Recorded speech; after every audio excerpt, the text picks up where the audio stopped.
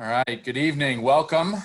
Thank you all for joining us. My name is Pat Kwitzel. I'm the buyer and author program coordinator at Magic City Books. And I want to thank you all for spending a little bit of your Monday night with us. We've been doing virtual author events since the middle of April, and it has been something that has really been able to continue to bring our community of readers together and grow our community of readers. We've seen folks joining us on these virtual author events from all over the country, and I think that tonight will be the same with viewers that are going to be joining us from all over the place. We're really excited to present these programs that are, part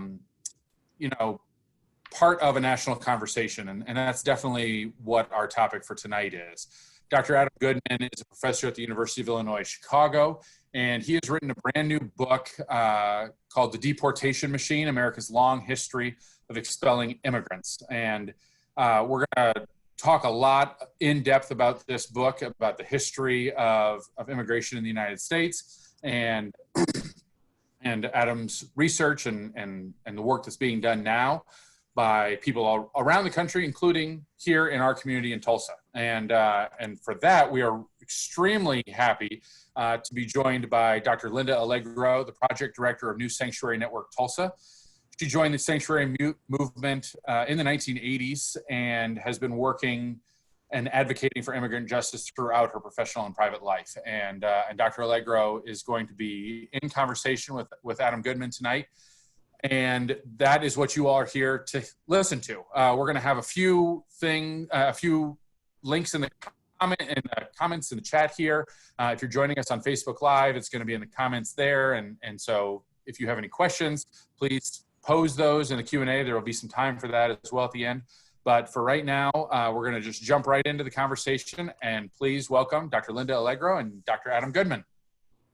Thank you, thank you. Thank you, Pat, for that introduction. Thanks to Magic City Books and to the Hispanic Resource Center at the Tulsa Public Library for helping to put this event together.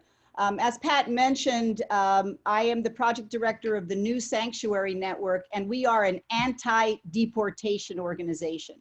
We're trying to prevent people from being deported. We know the trauma that this causes children. We know the pain and suffering and all the punishment that goes along with deportation, not to mention people are often deported to their deaths. So what a timely book to come out, a very useful tool. I look at this book as an opportunity for us activists to kind of sharpen our activist strategies by studying this book carefully, and just kind of deep diving into the history and looking at what other activists have done since the 70s to prevent deportation and to fight deportation. So it really is my privilege to be here and to help to help monitor this, moderate this conversation.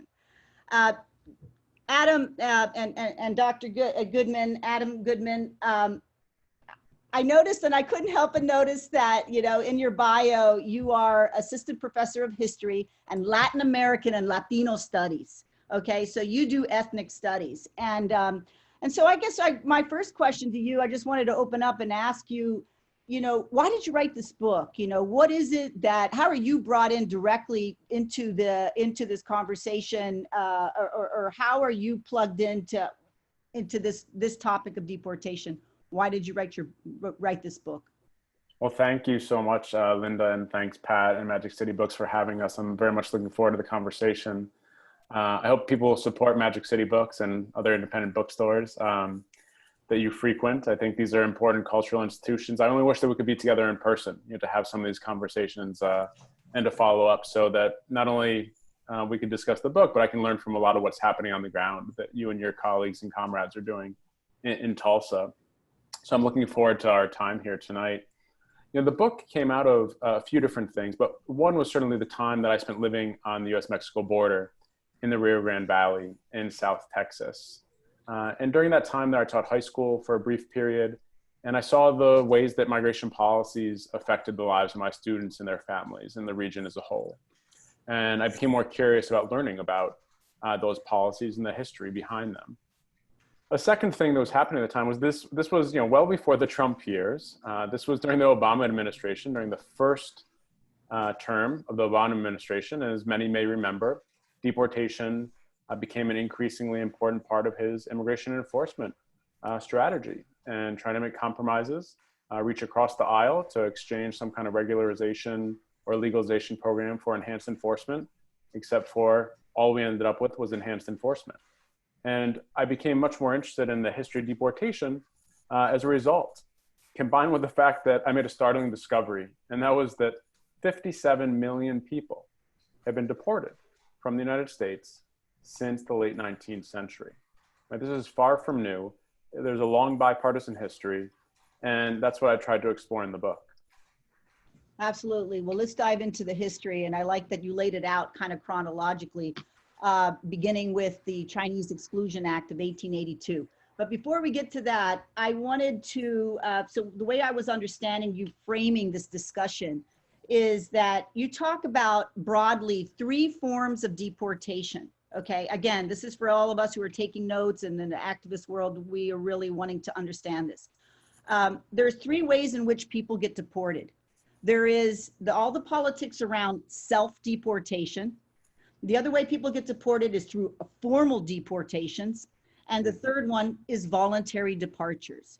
Could you please just spell those out? What does that mean? What do each of those mean? And maybe give us some examples or illustrations to understand the difference between the 3 different types of deportation that have existed historically and continue today. Yeah, that's a great question and an important point. So one of the things the book does is it lays out the inner workings of the deportation machine, in part driven by the question of, well, if anyone would like to contest inhumane immigration policies, we need to understand how the machine works. And as I scratched a little bit deeper into the research over the course of the last decade, I realized there are 3 primary mechanisms operating, as you mentioned: formal deportations. And these are what we hear about most often. These are what occur in the news, and the 400,000 deportations during the Obama administration per year. Those were formal deportations, historically by order of an immigration judge, although not always. They've become much more streamlined in recent years, and I think that's a concerning development. But these are just a small sliver of the total number of deportations throughout US history. In fact, they represent about 15%. So 85% of deportations throughout US history have happened through these other means. And that's where my book really focuses. And these are coercive mechanisms that federal officials have relied on to keep the machine running and humming along. So for most of the 20th century, people were deported through a euphemistically named voluntary departure, administrative removal. And there's nothing voluntary about them. I mean, it's a misleading name at best. And these operated similar to the role that plea bargains play in the criminal justice system, if we think about it that way. So if a judge threatens someone with 25 years in prison, they may take a plea deal for 4 or 5 years, right? And the whole criminal justice system runs on that idea. And the deportation machine is operated similarly in that formal deportations carry with them much harsher and more severe consequences. You might not be able to re-enter the United States for 5 or 10, or maybe even for the rest of your life, 5 or 10 years that is, or perhaps a lifetime ban on re-entering. Another thing is that you may spend an indefinite amount of time in detention, an undetermined amount of time in detention. And so US officials have threatened migrants with those prospects, and in turn, coerced them into agreeing to sign papers, voluntary departure slips, that have basically meant they forewent any kind of rights they had to fight their case, any kind of due process that might have been afforded to them. And that's how 48 million of the 57 million deportations since the 1880s have happened. The third mechanism, which you brought up, it was the most difficult to trace, and those are the self-deportations. And that's on purpose, right? I mean, the whole idea behind self-deportation, some people might remember that Mitt Romney, during his presidential campaign, which seems like, I don't know, 3 lifetimes ago, but Mitt Romney put forth the idea of self-deportation. That was going to be his immigration enforcement strategy. In other words, make things so miserable for people that they would pick up and leave on their own. Now, I think that's a misnomer. I mean, there's nothing, it's not as if migrants are rational decision makers and just decide one day to pick up and leave. They're doing that in response to concerted efforts to push them out. And I think we need to understand that as part of what the government has used and what officials have used to try to maximize the number of expulsions and also expand the power of the federal immigration bureaucracy, which in retrospect may have been somewhat limited, or we may have thought it was somewhat limited. But I think my book shows that people have found creative ways to expand their individual discretionary power on the ground, low-level agents of the state. And we can all understand, I think, given recent developments in the last month or two, why that might be problematic to instill low-level agents of the state with extraordinarily broad discretionary power. And that gap between the stated policy on the books and how it's implemented on the ground is oftentimes wide. So those are the three mechanisms at play: the formal deportations, the voluntary departures, and the self-deportations. And they've operated together in sync with one another to expand the power of the government, and I think ultimately to the great cost of the migrant community. Yeah, absolutely. I wanted to stay with the concept of self-deportations here for a minute because I'm trying to tie your work into an Oklahoma context as much as possible. And here in 2007, the Oklahoma legislature passed something known as House Bill 1804. And it was very much premised on this idea initially that they would make things so horrible in Oklahoma that immigrants would self-deport. You know, Right. and so in other words, they wanted to instill all this fear that people would just leave. You know, this is what the thinking was for these. It was a very draconian way to understand, expulsions. And so what they did is they ended up driving people further underground. So individuals who, I mean, truly were very afraid. And so what it's doing, what this kind of tactic does is it really drives people further underground to where they're afraid to ever exert their rights. They won't call the police if there really is an emergency for fear that they, might get deported. And so it's a tactic that is very harmful for the community, drives people further underground. And not only that, but initially a lot of people did leave. They left Oklahoma and they went to neighboring Arkansas, or they went to neighboring Missouri. And so what you had was a very interesting development where the Oklahoma Chamber of Commerce ended up kind of saying, wait a minute, let's look at this law a bit closer. You're driving away our workforce. And so what they ended up doing is making some exceptions to where they wouldn't really round people up in workplaces, but where people are most susceptible to getting apprehended would be in public spaces, That's right. Yeah, so this whole thing of self-deportations has all these other unintended consequences and fear tactics. Without a doubt. And I think there's different mechanisms that government officials at the local, state, and federal level, as well as ordinary citizens and other immigrants, in fact, have used to try to scare people or coerce people into leaving, right? So sometimes it might be state or local laws and policies, as you mentioned, there in Oklahoma, and we can think of other examples in Alabama and in Arizona in recent years. Sometimes it might be concerted efforts that are centered around media campaigns that just spread anti-immigrant rhetoric, and I think it's not hard to come up with many examples in recent years of that. Sometimes it might be violence directed at the migrant community, and then the subsequent threat of violence that are used to try to coerce people into doing what these actors would like. I think we could call them anti-immigrant activists, perhaps. And in my research and some of the interviews I did in Mexico and in Jalisco and central western Mexico with migrants who had experienced deportation, primarily in the 1970s, and their stories could have been ripped from the headlines today. A very similar description to what you just gave of a couple that crossed the border, made it to California after one failed attempt, and they lived their lives largely in their apartment because immigration service circled throughout the community. Kind of the number of raids increased dramatically, such that it was a daily, perhaps weekly occurrence that many of their friends and people they knew were getting apprehended. And they described in harrowing detail encounters with immigration officials, such that they stopped going to the store, they stopped going to the movies, they stopped going to Sunday mass, in fact, because the immigration service even targeted that. And this was in the late 1970s, early 1980s.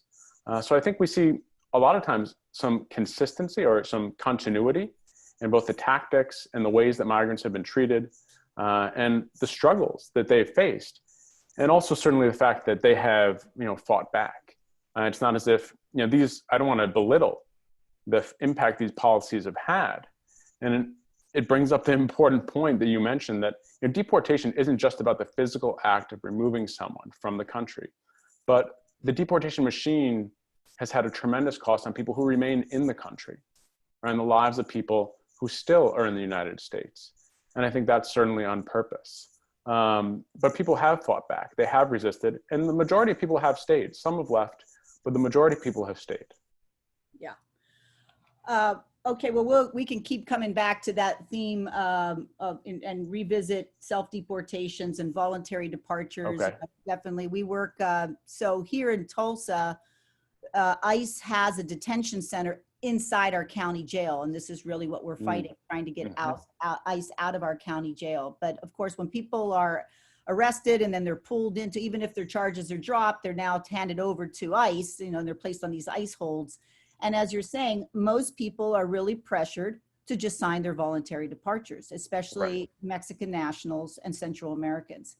And so they ended up, so as you've mentioned in your book, the ICE agent becomes kind of like the judge and the jury all in one, and they have all the discretion, and they really coerce and pressure people to just sign their voluntary departures. That's right. Actually, they can expedite the process and just move them out very quickly. We see that all the time. So we'll get back to that in a minute. Let's get to more of the history. Okay. You're a historian. Let's get more to the history of deportations and kind of like just kind of through it. So Trump was here a week ago and he mentioned the Kung flu. He mentioned the Chinese virus. I mean, very much this referencing to this almost kind of like a fear-mongering and very a racist attack against Chinese people. Right. And you begin your book looking at the Chinese Exclusion Act. Can you please talk to us a little bit about this, what was happening at the time, and what did the Chinese Exclusion Act say? Sure. Yeah, no, and this is an important point. I mean, a few things are happening in the late 19th century that lead to the creation of the deportation machine. Right? Some of these are new laws and acts that are passed that create the federal immigration bureaucracy in 1891. And to that point, the federal government takes control of immigration enforcement and now has the control of the states no longer are carrying out those individual processes on a piecemeal basis. But even prior to that, the targeting of Chinese was very common, and the Chinese Exclusion Act dates back to 1882. So the book starts by looking at anti-Chinese activists, ordinary citizens, some of them Irish immigrants, hadn't been in the country too long themselves, that saw the Chinese, especially on the West Coast in California and Washington Territory, the Chinese laborers who were coming to build the Transcontinental Railroad west to east. They were targeted for exclusion, they were targeted for expulsion, they were driven from localities, pushed from one place to the other, in part because they're seen as an economic threat to the white working man, in part because they're seen as a racial and a cultural threat, and also public health threat. Okay, I mean, these tropes are very old and they have not changed that much. Who is targeted has changed over time, but the reasons why immigrants are targeted hasn't necessarily. There are a handful of things that really just seem to resonate and seem to have tremendous staying power within the last 140 years. So these local activists mounted, I think, what I call these early self-deportation campaigns, right, to push people out of the communities and then out of the country. And they also organized to try to get Congress to pass exclusionary legislation. And they succeed in doing that, limiting Chinese laborers from coming to the United States in the Chinese Exclusion Act of 1882, which is then renewed and expanded in the decades ahead. So the Chinese, as historians like Erica Lee have argued, we might think of them as the first quote unquote illegal immigrants. They're the first group targeted and excluded by nationality, right? And that lasted for more than half a century. And that's an important thing to recognize. But as the Chinese were excluded, employers turned to Japanese laborers, in the agricultural fields of the West Coast. But Japanese were then excluded, as well as the anti-Asian restrictionary laws grew in the early 20th century. And that's when employers turned more and more south to Mexico. And Mexicans came to be, number one, the primary source of labor, of immigrant labor that this country has always needed. And in fact, people went and recruited Mexicans. It wasn't just people coming to this country, but employers sent recruiters to the Mexican border. Employers sent recruiters into Mexico to get people to come because we needed that labor. And then the flip side of that was the enforcement of immigration and the targeting, the disproportionate targeting of Mexicans in order to maintain an exploitable labor force. And that's something that continues for the rest of the 20th century. Absolutely. You mentioned something about the cutting of the long braid, the cutting of the long hair of the Chinese laborers. What was the significance of that? What did that mean? So this was part of the self-deportation campaign where in the Lake Tahoe region, in the town of Truckee, up in the Sierra Nevada, there's a man named Charles McGlashan. And Charles McGlashan was a Renaissance man of sorts. He was an amateur historian, he was a newspaperman, he was a lawyer, an entomologist, and he also happened to be one of the leading anti-Chinese nativists. And that last piece is left out of most remembrances of him. He's today remembered as kind of one of the founders and heroes of that town. But what he did with others, and he had a lot of help, was to mobilize the media. He was the editor of the town paper, the Truckee Republican, it was called. And they threatened to cut off the queues, the long braided hair of the Chinese men, which was the traditional style and which people were required by tradition and custom to have. He threatened to cut those off and to have the white working people of Truckee, California, cut those off in hopes of driving people out of town to avoid such violent incidents from happening. There are documented cases of that happening, in fact, but beyond the physical act of actually removing or cutting off the queue of a Chinese laborer, it was the threat that I really focused on, right? The very threat of violence. But the threat wasn't just an empty threat, right? I mean, there were documented cases across the West Coast of apocalyptic violence on Chinese communities. They're oftentimes targeted for arson and burned down repeatedly. So the threats only worked because there was something to back it up. But that did play an important role in some of these early self-deportation campaigns and ultimately for pushing for the federal legislation excluding Chinese laborers. And they were excluded for how many years? Was it So the initial acts were, for a shorter period of time, but there were multiple times in which they were renewed. So 1882, 1888, 1892, the early 1900s, until finally the 1917 Immigration Act, the 1924 Immigration Act, which were extraordinarily restrictive, and put in place a blanket exclusion on what was called, and I'm quoting here, the Asiatic barred zone, meaning that people from Asia could not come to the United States easily, especially laborers. Class mattered here as well, and they were also excluded from naturalization, and they could not become naturalized citizens. And that was until the mid 20th century. I mean, that didn't end until the 1950s, and then really didn't open up in terms of the numbers of migrants coming to the country, coming to the United States from Asia, until after the 1965 Immigration Act. This is a very recent history. It's a very long history and a deep history, but it's also a very recent history that occurred during many of our lifetimes. Wow, I'm so glad you covered that. And I just really read that chapter and want to learn more and just actually Googled a lot of the concepts that you raise and was just exploring that. But let's move on because there's still so much to cover in the book. This piece I think is also really significant. And this is where you talk about what's called Operation Wetback, okay, which sounds like such an offensive term onto itself, but this was very normalized. Talk about this very large-scale deportation effort on the part of the U.S. government to deport Mexican nationals. Operation. Without a doubt. Yeah, and you're exactly right, Linda, that it was a very derogatory, offensive term. It referred to people that crossed the U.S.-Mexico border in the Texas border region. They'd crossed the Rio Grande, or the Rio Bravo River, as it's called in Mexico. And as they'd emerge on the other side, their clothing and their backs would be soaked from the water. And that's how the derogatory name came up. And it was used very commonly by average people, by U.S. government officials. And this infamous operation came to be named as such.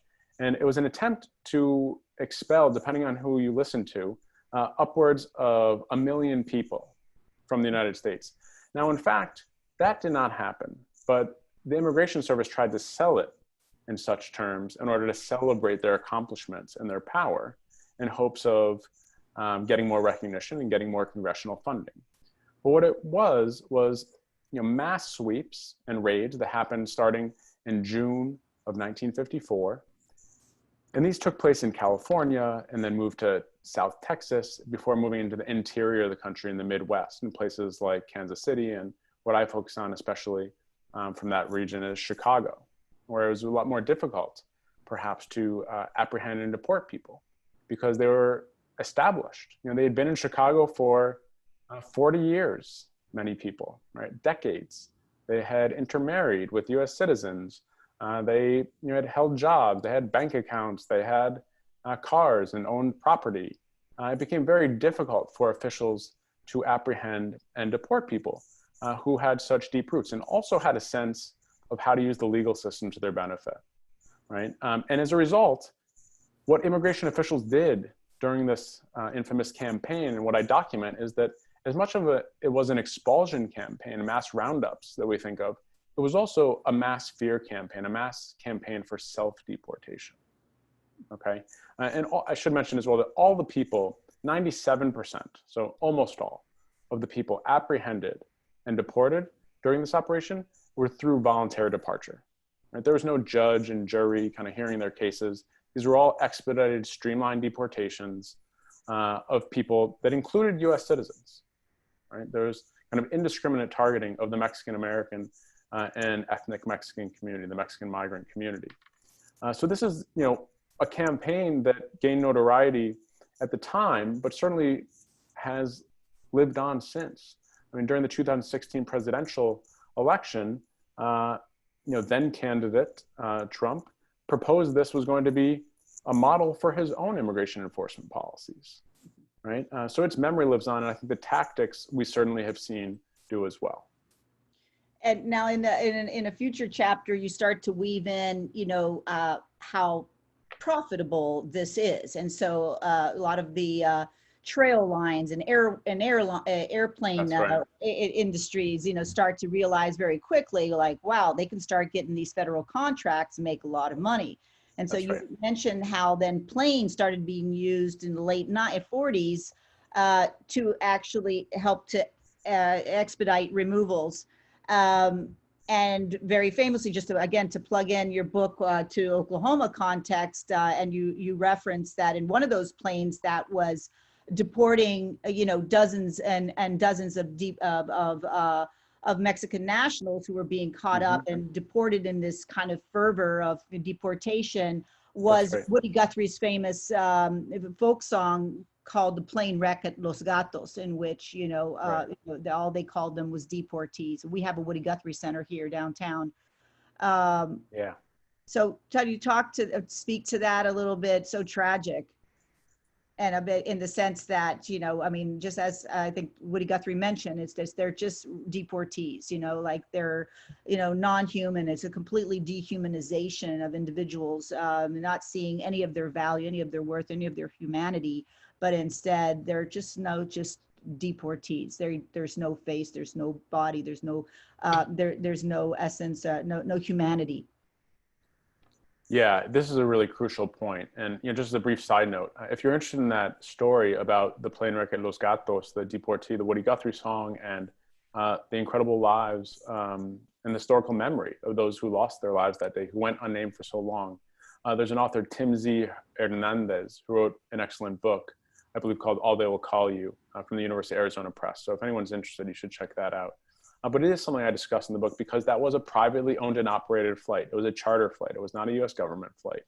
And one of the things that I discovered through my research and that I document in this chapter is that there are extraordinary human costs to the deportation machine, right? And in part, that can be explained because of two things. Right? The machine has been built on and driven by profit motive as well as punishment. Right? So there are private companies involved that they have an interest in minimizing the costs, right? Just to make a larger profit. And in turn, that makes the conditions a lot worse for the individuals being transported. But that served the interests of the Federal Immigration Service because they wanted to punish migrants through the process of deportation in hopes of discouraging them from returning to the United States. We might think of it as what's been thought of more recently as prevention through deterrence policies. So with the separation of Central American asylum-seeking families by the current administration, being seen as something that would deter people from coming to this country. Or after the 1990s, the militarization of the US-Mexico border, making it more dangerous and deadly to cross, thinking that that might stop people from coming. It hasn't, but it did raise the price and the costs, both physical, psychological, and material. And it's only, I think, that the federal officials are able to do this and the private companies are able to carry these out in the way that they do, because they do have incredibly racist views about the people that they're transporting. And they treat them, the documents, the historical record shows, they treat them as human cargo.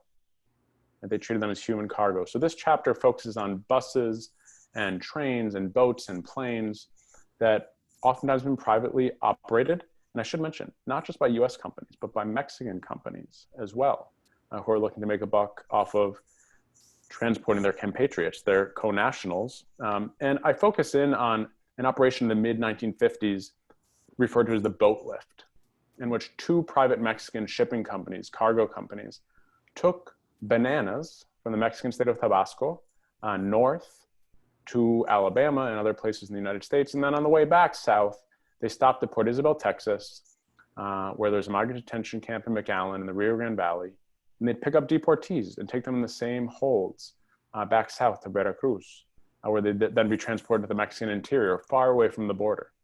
Okay, this was an incredibly punitive operation. It was an operation that made money for the private companies. And it was an inhumane operation that ultimately ended in a mutiny, a migrant uprising aboard these ships, because they made very clear that these ships may be okay for cargo, but they are not okay for human beings. And those are the words of one of the migrants who was interviewed. And they are not okay for human beings. So this long history of inhumane immigration policies and the cumulative toll that is taken on individuals, on families, on communities, I think is something we need to wrestle with and reckon with if we're ever to find a better, more humane way forward. Absolutely. But this whole discussion around just seeing them as cargo, and that was just such a powerful way to look at it. And even using the same ships, as you're saying, to transport one commodity, whether it's bananas or whatever, and then also this other very profitable commodity, which is the trafficking of human beings, very tragic. You had a piece in your book where you talk about these, like these kind of upper middle class, white American families vacationing on the beach, and, they're sunbathing or whatever, enjoying the Mexican beaches. And then off yonder, you have the ship, That's right. You want to describe that? That was just such a powerful. Sure. Yeah. So in late 1954, James L. Hockaday, who was then the mayor, I think, of Port Isabel, Texas, he was a doctor by training. He took his family to the beach, right? And he shot a home movie. And that home movie was then deposited in the Texas archive of the moving image. And actually anyone could find it online if you're interested in seeing the short 4 or 5 minute clip. It's without sound, but it's an incredibly powerful short movie. If you search for James Hockaday, Hockaday, and Texas Archive of the Moving Image, or Operation Wetback, which is what it's labeled under, then you should be able to find it. But he took his family there and documented the loading of one of these hulking ships named the Emancipacion, ironically, right, the Emancipation. And this was early on in the boat lift operation. And this ship, the Emancipacion, held up to 800 people, right? Most of them men, but some women and children as well, right? And they show the loading of the ship, and then they show the ship take off. It leaves shore. There's people on the shore watching it leave.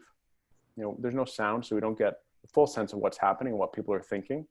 But then all of a sudden it cuts very abruptly. The video just cuts, and it goes to a couple of boys and a woman playing in the water, jumping the waves, if it was just a normal day at the beach, this normal outing for this average middle upper class family in South Texas.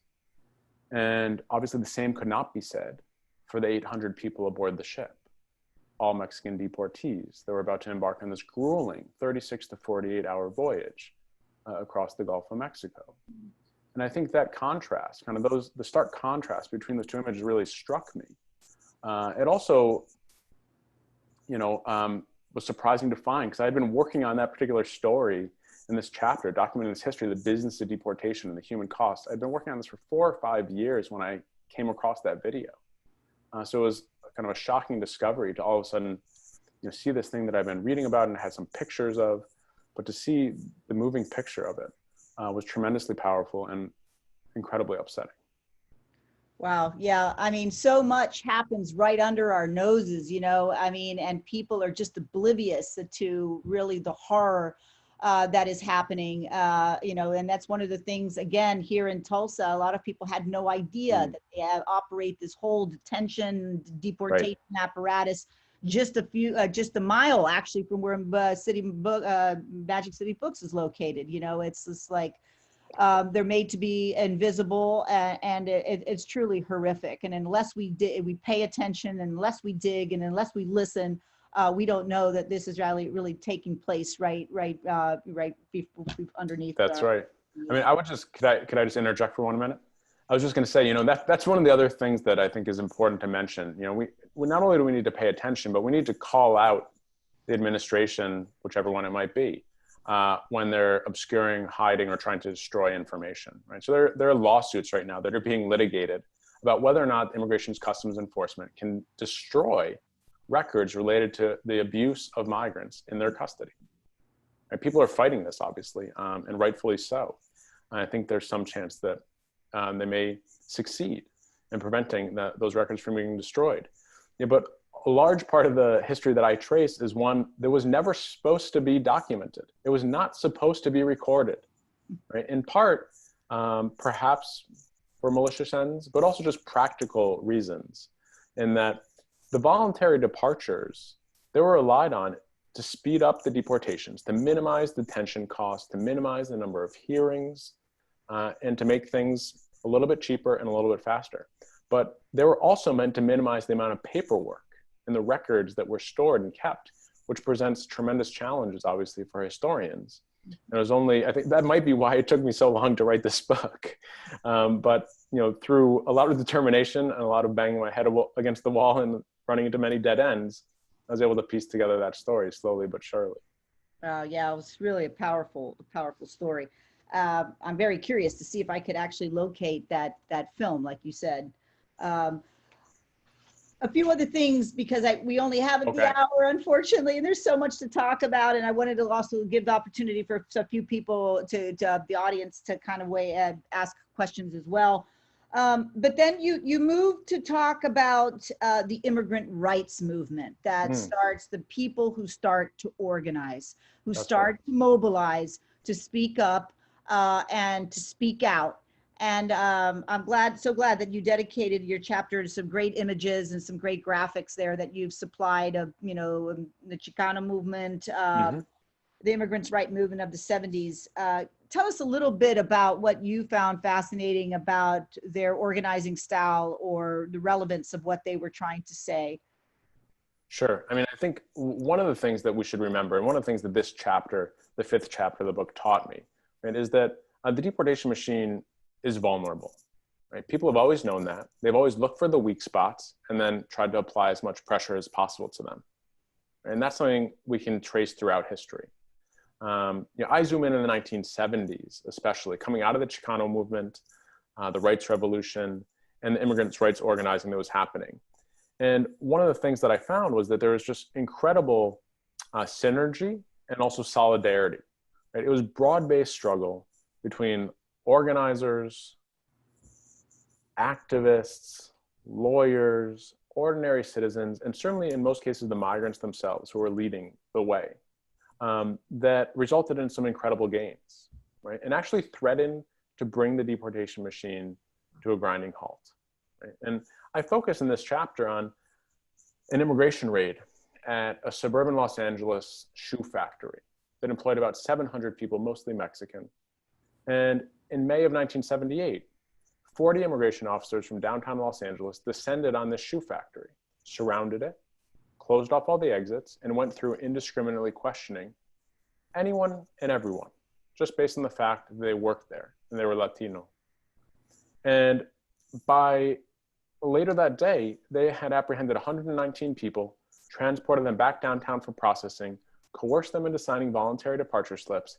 And that same day, just 8 or 9 hours later, half of the 119 people apprehended were on their way to the Mexican border for deportation. But the buses didn't make it to the border that day. Because what was happening in the background was that this activist network, which already existed, right, and this is an important lesson here, right, that people had organized ahead of time and sprang into action when called on and when needed. They sprang into action, filed a federal injunction with a judge who signed the order, stopped their deportation. And over the next many years, these individuals, 60 in total, that decided to fight their case, the majority of them had their deportation orders canceled. Right? The US government could not prove their deportability. Right? They had found a weak spot in the deportation machine. They rejected voluntary departure. And they said to the US INS, the Immigration Naturalization Service, you prove that we're deportable. We're not going to tell you. They exercised the rights through Know Your Rights workshops to remain silent. And they said, you prove that we're deportable and deport us. And the immigration agency couldn't do it. And this really scared federal officials. They saw the potential here that everyone would start rejecting voluntary departure, and it would bring the whole system, right, to an end. And this was one of the real eye-opening moments for me, right? And I think that it spoke to the fact that although they didn't succeed in dismantling the deportation machine, right, they did win some important victories, for real people, and also through a class action suit associated with this. They won some important concessions that forced immigration officers, for a period of time at least, to advise people of their Miranda-type rights, right to remain silent, right to legal counsel, before establishing their deportability. Right? So it spoke to the importance of organizing. It spoke to the importance of fighting and trying to find those weak spots and pushing back. And it's something that I think that we can build on today, people who are organizing in communities like Tulsa and across the country, to try to understand how the deportation machine works today, and to then push on those weak spots, which are different than they were in the past, but they're still there. Absolutely. And that whole model, like the rapid response model, is something that we've definitely learned as a tactic from the organizers in the 70s. How can you have a hotline you can call. That's right. And it will activate a whole bunch of people to just set in motion through a rapid response to show up to that work site that is being raided, et cetera. But you're right. I think you have to study the local context, because every place is going to be a little bit different about how things are done. But you mentioned the, know your rights, the kind of this know your rights literature was a very powerful tool so that people would not sign their voluntary departures. Those are all very useful tools. And it's just incredible. That was back in the 70s, and how that's still relevant today. And we're still working on those pieces. I know we don't have very much time left. I mean, it just went by so time's flying. Minutes, yeah. And I mean, there's so much to cover and there's so much to say, but I wanted to give the audience a minute to weigh in. Does anybody have a question for Professor Goodman? Anything that or do we see anything in the chat? Pat, did you want to? We do have one question that's popped up already from Dr. Schumann, and he wants to know how you think DACA will be settled. Yeah, thank you for that question. That's something that's been on many of our minds, I think, recently, given the Supreme Court's ruling last week, the week before last. Time is blending together these days. This was an important victory, right? This was an important victory for DACA recipients and immigration activists and organizers. Right? The only reason that the court ruled that DACA could not be canceled, right, was because people had put pressure on the Obama administration to put it in place to begin with, right, and organized successfully around it since then. So although it was a major victory and should be celebrated and recognized as such and protected hundreds of thousands of young people from immediate removal, we should also recognize the limitations of the decision, right? The court did not say that DACA itself will remain intact forever. It said that the manner in which the Trump administration tried to end it was not constitutional and not legal. So the Trump administration could turn around and end it through other means, but they'd have to own it. And a lot of commenters think that they won't do that in an election year, given the bipartisan support the program has. I mean, DACA is a very popular program, Democrats and Republicans alike. So perhaps that'll be maintained, but we need a more permanent solution, which would be some kind of comprehensive immigration reform, or at least a broader immigration reform. You know, don't get me wrong, DACA is incredibly important. It's made such a difference in the lives of so many of my students and people, I'm sure, in Tulsa, people here in Chicago, people across the country. But it doesn't protect enough people. And most of the DACA recipients I know, they're also pushing for much broader change and reform for themselves, for their family members. So it could be an important starting point. And I think we all hope, those that support DACA recipients in the program hope that it continues until there's a more permanent solution in place.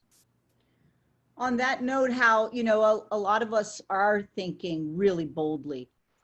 We are thinking kind of besides just kind of chipping away little by little, but trying to really reimagine and re-envision how we can constitute our societies. And I wanted to read something from your book as a way to start wrapping up, and I wanted you to comment on this, but it says, this revelatory book chronicles the devastating human cost of deportation and the innovative strategies people have adopted to fight against the machine and redefine belonging to ways that transcend citizenship.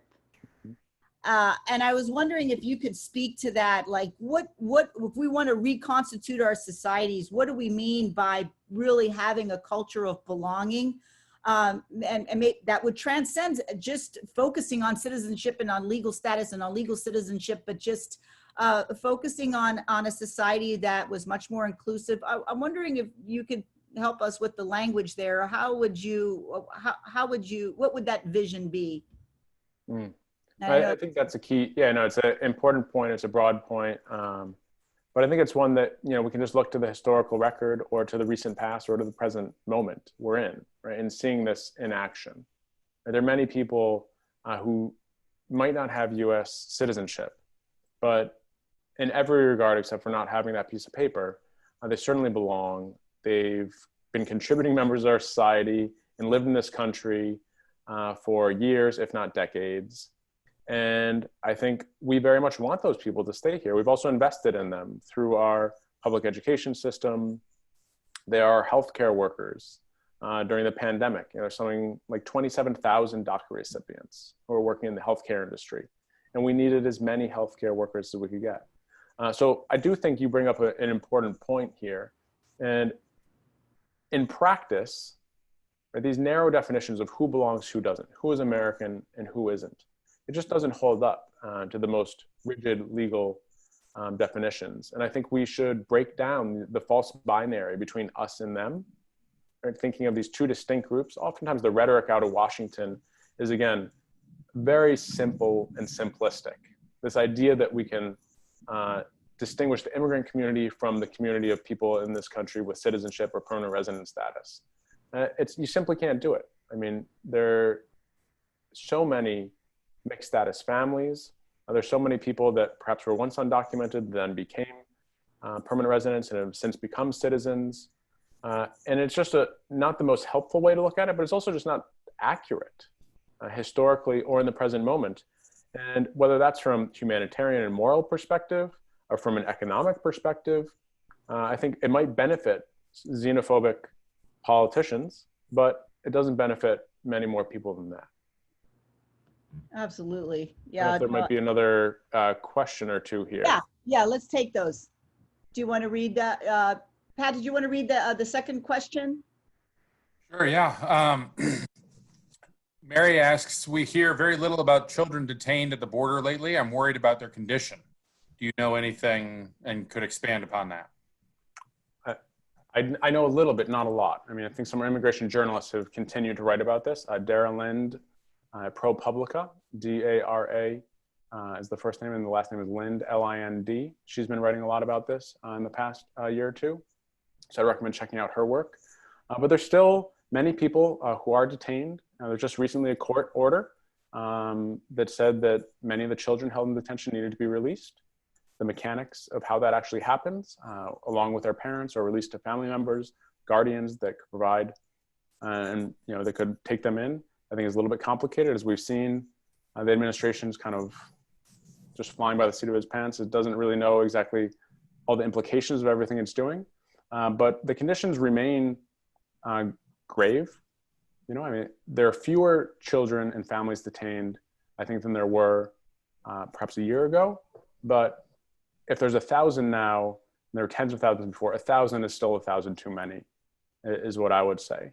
And so that's something we should be, remembering and keeping an eye on, and continuing to press public officials, to try to encourage the administration to act and to end those inhumane practices. Easier said than done, but at the same time, we've seen the organizing and media campaigns in this regard have worked.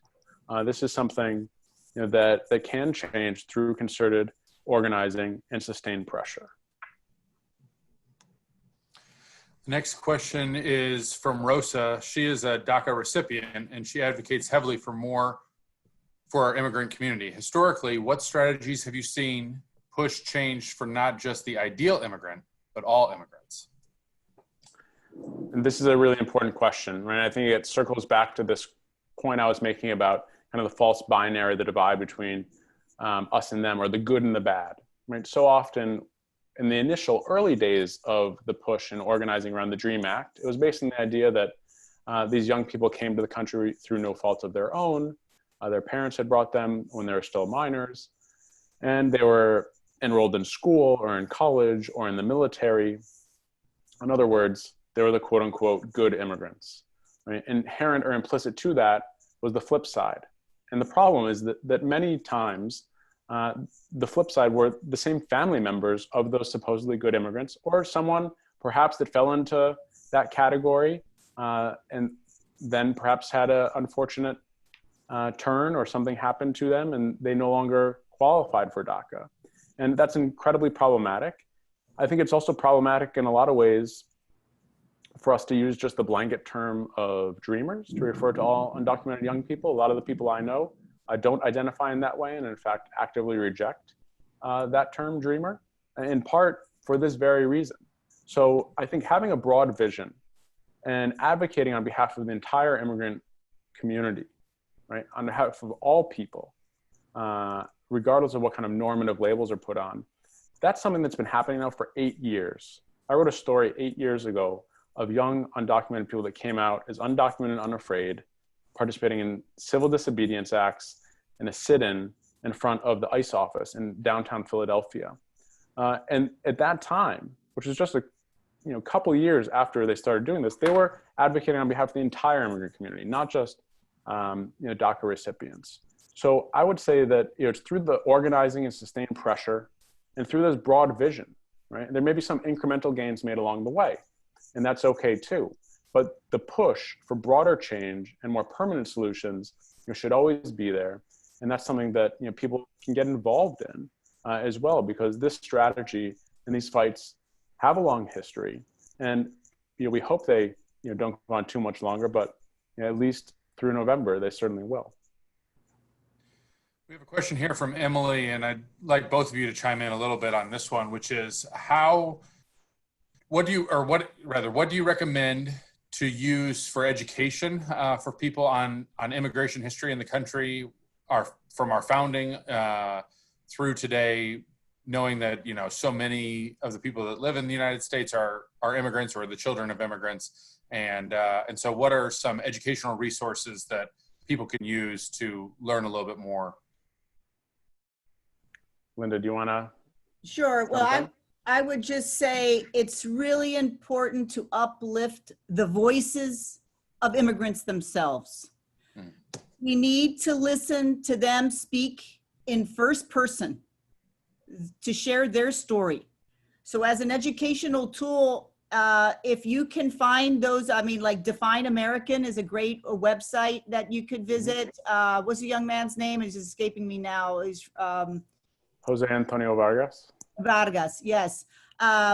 He has a wonderful, website that might be something to look at. But I would definitely, and of course, the Hispanic Resource Center and Magic City Books will be able to supply books for recent authors. But I think that the point is to try to find literature and readings where people are sharing their very personal stories. That is very empowering, and it's unfiltered. And I would recommend that as some type of guiding principle to think about how you would form a syllabus. I would just add briefly, there's a book that recently came out that fits that description, and that's Carla Cornejo Villavicencio's book, The Undocumented Americans. And it also gets back to the last question. This is not about the quote unquote good immigrants and the deservingness or undeservingness of different groups, but about the fact that our nation has long been composed of all types of people, different citizenship statuses and legal statuses, and all kinds of real life problems, just like we all have. She doesn't sugarcoat anything. She herself is a DACA recipient, but she's telling really powerful stories. That was a book that just came out a couple of months ago, and I'd strongly recommend that. Thank you. So one last question that we have from our audience, and then we'll wrap it up tonight.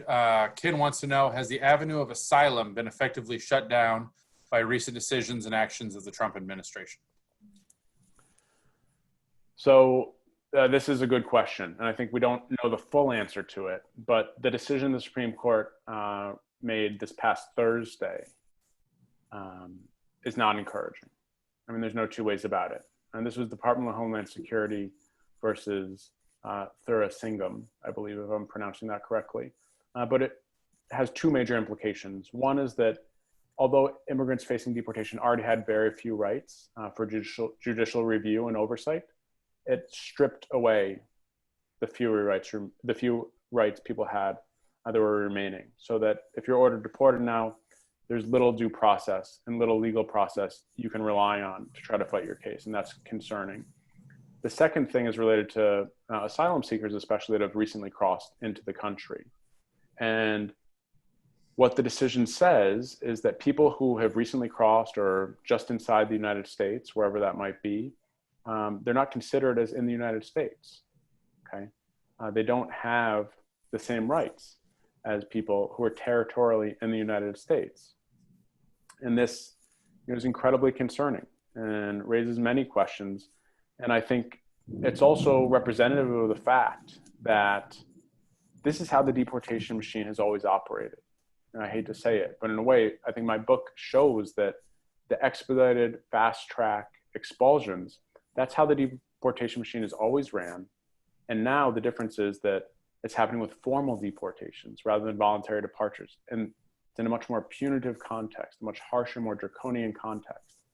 And that's certainly not encouraging, but it also gives us all the more reason to continue organizing on behalf of migrants and on behalf of everyone. Absolutely. This is the book right here. If you didn't pick up a copy, especially for all the activists out there, this is such an important tool to help us kind of fine tune and sharpen our own strategies, to learn from the past, to learn about other immigrant rights movements and what they've done, but also just to kind of put in perspective this large overview of a machine. It's a machinery, I think the title is just right. It's something that, this machine kills fascists. Here in Woody Guthrie country, we like to talk about machines. And so anyway, I just think there's a lot of metaphor that we can play with this term. And I just really appreciate you, Adam. Thanks so much for coming to Tulsa and sharing your knowledge and wisdom. We can learn a lot from this book. Thank you so much. That's really kind. I've really enjoyed the conversation.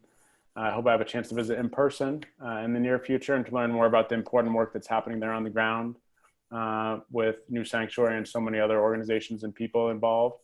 So thank you for having me, and thanks to Magic City Books as well.